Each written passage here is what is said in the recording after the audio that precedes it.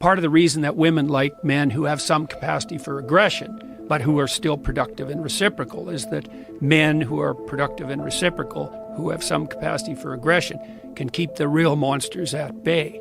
So it's hard on women, because they have to navigate that really thin line between productive generosity and the capacity for aggression.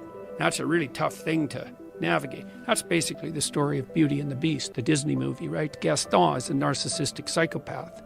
And the Beast is someone capable of aggression, but he's not tamed into a reciprocal relationship. It's also the basis of the most fundamental female pornographic fantasy. And the Google guys figured that out, 15 years ago when they analyzed billions of sex fantasy searches by men and women. Men go for visual imagery, but women go for story. And the story is the same. It's, innocent young woman with a lot to offer, but kind of hidden, finds some male, 5 categories of men: vampire, werewolf, pirate, surgeon, billionaire. And he's, kind of an aggressive guy, but he's capable of being tamed into an intimate relationship. That's the standard female pornographic fantasy. And it's pretty much the standard fantasy of romance. And so you can see, what women are trying to do in that situation is they're trying to find some guy that's got the capacity for mayhem, but that's under control, but who can integrate that into a productive, generous, reciprocal relationship. And so, well...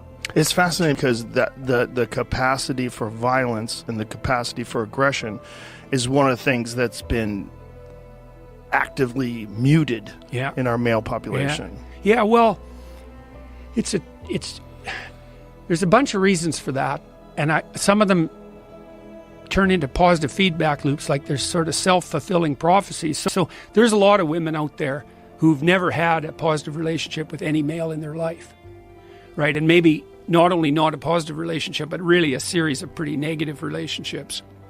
And so women like that are very leery of any expression of male ability of any sort, because they can't distinguish productive competence from arbitrary power.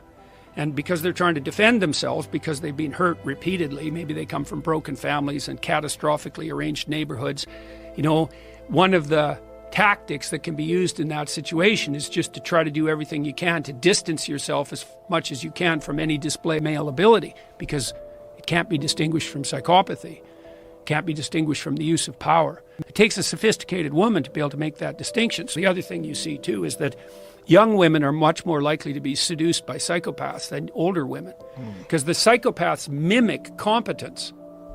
That's what a narcissist does too. They're confident, and women read confidence as a marker of competence, and that's reasonable, but that opens up it opens up a space for exploitation, because if you can mimic confidence, that's false confidence, narcissistic false confidence, then you look competent, and that works particularly well on naive young women. And of course they get exploited by people like that, and they think, well, that's what men are like. Right. Yeah. Then women like that, they have boys, and then they're afraid of the boys whenever they express anything looking like masculine competence, and they basically emasculate the boys, and then the boys get bitter, and then they mistreat women, and the whole bloody thing just spirals out of control.